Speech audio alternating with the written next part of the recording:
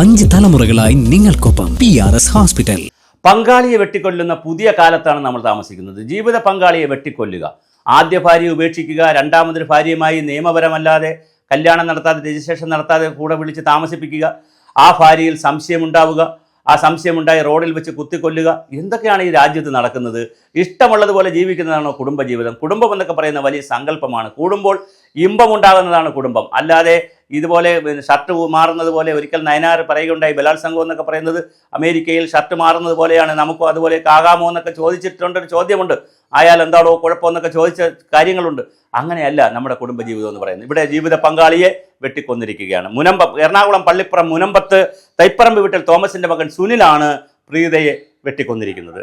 സന്ധ്യസമയത്ത് റോഡിൽ വെച്ച് 7 മണി സമയത്ത് കുത്തി പരിക്കേൽപ്പിച്ചു. തൊട്ടടുത്ത വീട്ടിലേക്ക് പ്രീത ഓടിക്കയറിയെങ്കിലും ആശുപത്രിയിൽ എത്തിച്ചപ്പോൾ തീർച്ചയായിട്ടും പ്രീത മരിച്ചുപോയി. കുഴിപ്പള്ളം പോലീസ് സ്റ്റേഷനിൽ പോയി ഇയാൾ കീഴടങ്ങുകയും ചെയ്തു. സുനിൽ എന്തിനാണ് ഇങ്ങനെ ഒരു സ്വന്തം ഭാര്യ എന്ന് തന്നെ പറയാം, ഒന്നിച്ച് ലിവിങ് ടുഗദറാണ്, രണ്ടാമത്തെയാണ്, ആദ്യത്തെ ഭാര്യ ഉപേക്ഷിച്ചു. അത് തന്നെ ശുദ്ധ തോന്നിയവാസമാണ്.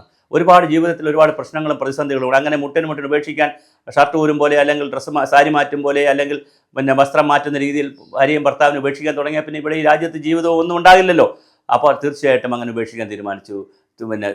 നമ്മുടെ സുനിൽ പ്രീതയെ കുത്തി പരിക്കേൽപ്പിച്ച് കൊന്നിരിക്കുകയാണ്. പങ്കാളിയെ കൊല്ലുകയാണ്, കാമുകിയെ കൊല്ലുന്നു, പ്രണയിച്ച് കൊല്ലുന്നു. പിന്നെ അത് എന്താണ് നമ്മുടെ നാട്ടിൽ നടക്കുന്നത്? പ്രണയത്തിനും സ്നേഹത്തിനും ജീവിത പങ്കാളിക്കും ഒന്നും ഒരു വിലയില്ലാത്ത, പെട്ടെന്ന് ദേഷ്യം വന്നാൽ വളരെ ചെറിയൊരു സംശയമുണ്ട്. ഇപ്പോൾ ഭാര്യയുടെ പുറത്ത്, ഈ പറയുന്ന പ്രീതയുടെ പുറത്ത് സുനിലിനൊരു സംശയമുണ്ടെങ്കിൽ പ്രീതയോട് അത് ചോദിക്കുക, പറയുക, തിരുത്തുക എന്നുള്ളതാണ്. അല്ലെങ്കിൽ വിട്ടേക്കുക, പ്രീതയുടെ വഴിക്ക് ജീവിക്കട്ടെ. ഇയാളുടെ രണ്ടാമത്തെ ലിവിങ് ടുഗദർ അല്ലേ, ആദ്യത്തെ കല്യാണം, രണ്ടാമത്തെ ലിവിങ് ടുഗദർ അല്ലേ. അപ്പോൾ വേണമെങ്കിൽ വേണ്ട, കളഞ്ഞേക്കുക, അവരവരുടെ സ്വാതന്ത്ര്യത്തിൽ ജീവിക്കട്ടെ.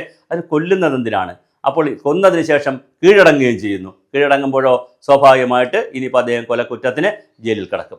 എന്തൊരു ജീവിതമാണ്! 2 പേരുടെ ജീവിതം ഇല്ലാതാക്കുന്നു. ഇവിടെ ശരിക്കും സുനിൽ 3 പേരുടെ ജീവിതം ഇല്ലാതാക്കി. ആദ്യത്തെ കല്യാണം കഴിച്ച ഭാര്യയുടെ ജീവിതം, ആ സ്ത്രീയുടെ ജീവിതം, ആ സ്ത്രീ ഇപ്പോൾ എവിടെയാണ് ജീവിച്ചിരിക്കുന്നത് അറിയില്ല, അവരുടെ ജീവിതം ഇല്ലാതാക്കി. രണ്ടാമതൊരു പെൺകുട്ടിയുടെ ജീവിതം ഇല്ലാതാക്കി. അദ്ദേഹത്തിന് സ്വന്തം ജീവിതം ഇല്ലാതാക്കുന്നു. പെയിൻറ്റിങ് തൊഴിലാളിയാണ്, നന്നായി പെയിൻറ്റിംഗ് ഒക്കെ ചെയ്താൽ ഇപ്പോൾ 1000-1500 രൂപ കിട്ടുന്ന കാലമാണ്, നല്ല ശമ്പളം കിട്ടുന്ന കാലമാണ്. ആ കാലത്ത് നന്നായി ജോലി ചെയ്ത് ജീവിക്കുന്നതിന് പകരം, നന്നായൊരു കുടുംബം നടത്തുന്നതിന് പകരം, മക്കളും ഭാര്യയും ഒക്കെ ആയി സുഖ സൗകര്യങ്ങളോടുകൂടി ഭൂമിയിൽ ജീവിക്കുന്നതിന് പകരം സ്വന്തം ഭാര്യയെ അല്ലെങ്കിൽ പങ്കാളിയെ വെട്ടിക്കൊലപ്പെടുത്തിയിരിക്കുകയാണ്. എന്ത് ലോകമാണ് നമ്മുടേത്! തീർച്ചയായിട്ടും ഇത് ചർച്ച ചെയ്യപ്പെടണം.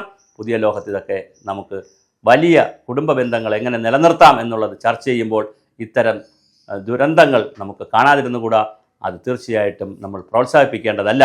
നമ്മുടെ പുതിയ കുട്ടികളെയെങ്കിലും കൃത്യമായി ഇതിനനുസരിച്ചുള്ള രീതിയിൽ നമുക്ക് കുടുംബ ബന്ധങ്ങളെയും സാമൂഹ്യ ബന്ധങ്ങളെയും ഒക്കെ വളർത്തുന്ന രീതിയിൽ അവരെ വളർത്തിക്കൊണ്ടുവരാൻ നമുക്ക് കഴിയട്ടെ. തീർച്ചയായിട്ടും ഈ കൊലപാതകവും അപലപനീയമാണ്. നമ്മൾ ഇത്തരം കൊലപാതകം കേൾക്കുമ്പോൾ വല്ലാതെ നൊമ്പരമുണ്ടാകുന്നു. അതുകൊണ്ടാണ് സാമൂഹ്യ മനസാക്ഷി ഉയരട്ടെ എന്ന് വിചാരിച്ച് ഇത്തരം വീഡിയോകൾ ചെയ്യുന്നത്.